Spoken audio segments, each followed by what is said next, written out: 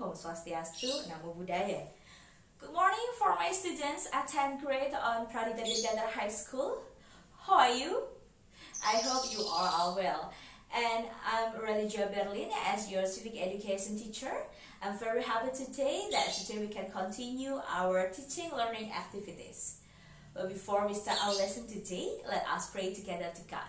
Praying start. Finish.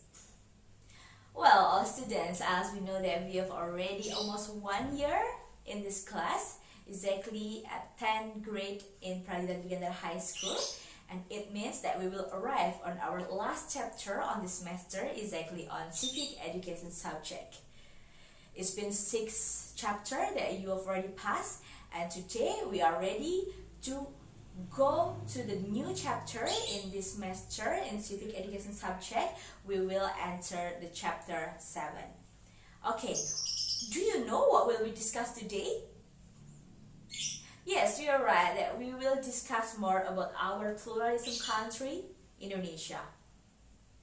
In this chapter, we will talk about nation integrity. As you can see in your book, that the title of the chapter is National Integrity within the framework of Bhinneka, Tunggal, Ika.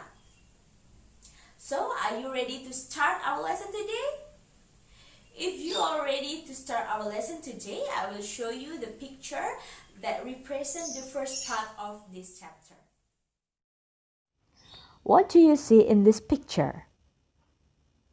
Yes, you're right. Garuda Pancasila. This is called as our national emblem or coat of arms, and the main part of Indonesian national emblem is the Garuda with a heraldic shield on its chest and a scroll gripped by its legs. The shield represents Pancasila as our national principles. Do you see the Garuda close gripping a white ribbon?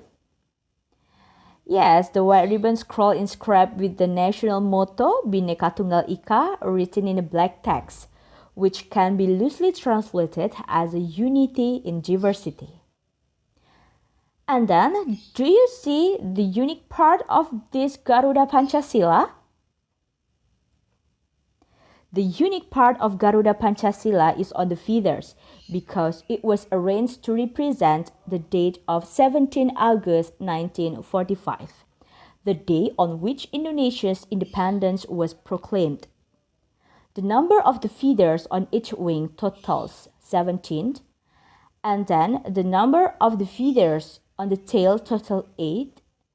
The number of the feather below the shield or the base of the tail totals 19, and the number of the feathers on the neck total 45. Besides our national motto Bhinneka Tunggal Ika and our national emblem Garuda Pancasila, we also have another nation identity that we know: national principle Pancasila, national anthem Indonesia Raya, our national flag red and white, and our national language Bahasa Indonesia. Talking about Bhinneka Tunggal Ika, our national motto, that means unity in diversity, we can see the word Bhinneka Tunggal Ika in the Garuda Pancasila, and this motto was a quotation from an old Javanese poem Kakawin Sutasoma, written by Empu Tantular during the reign of Majapahit. This motto was specifically mentioned in Article 36A of the Constitution of Indonesia.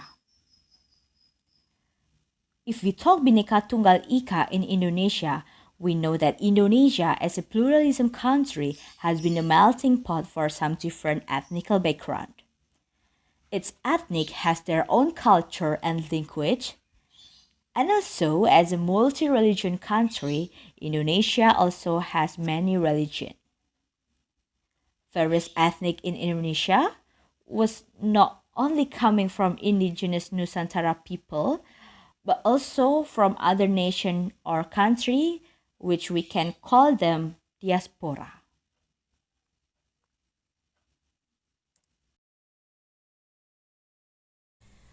Well, as we know, Indonesia as a pluralism country has a different ethnical background and cultural background.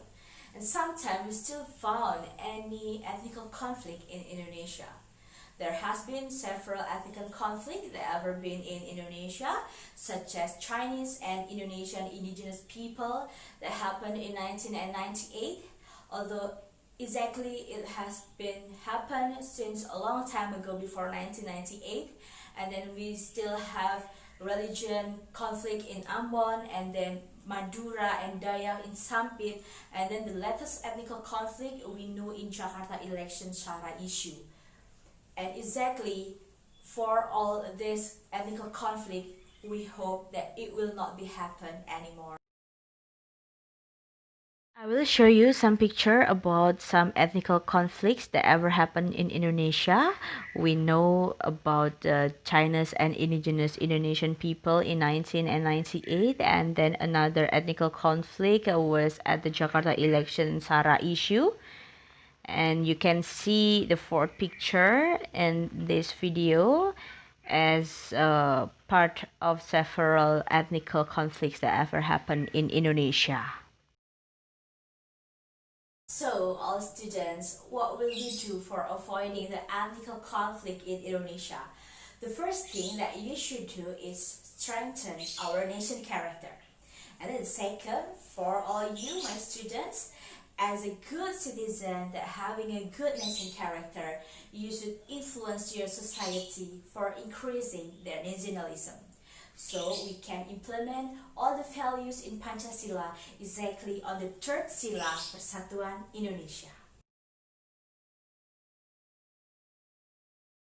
By caring each other, we can show our unity in diversity and make a harmonious and peaceful life. And also we can make an equality to all the Indonesian people, as it is written in the Article 28D of the Indonesian Constitution paragraph 1 that everyone has the right of recognition, guarantee, protection, equal legal certainty, and equality before the law.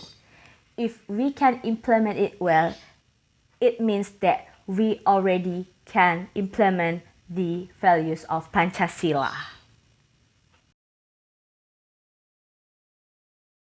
Here I show you several pictures of harmonious and peaceful life that we know all the religion live peacefully, and then we caring each other, and we also see the acculturation in Indonesia. So we can implement the third sila in Pancasila Persatuan Indonesia, and we hope that we will always show our unity in diversity and make a harmonious and peaceful life. Well, for knowing your understanding about the material in national integrity, exactly on the first part on this chapter 7, I would like to ask you, or I will to give you an individual task, and you can see the question. I will give you one question. That the question is how, or you can show me how the multiculturalism goes in Indonesia, and you can mention the tribe in Indonesia by including the traditional dance, the traditional language, and then the traditional house on each tribe in Indonesia. And you can make your task into a table, and you can submit it on your Google Classroom. I'll make it later at the 2nd on September 2020.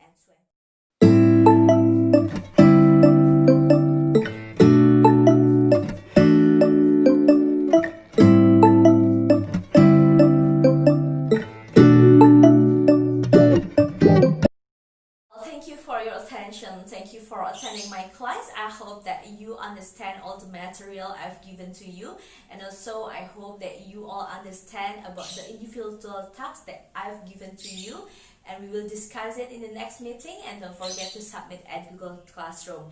I say thank you. Bye bye. Wassalamualaikum warahmatullahi wabarakatuh.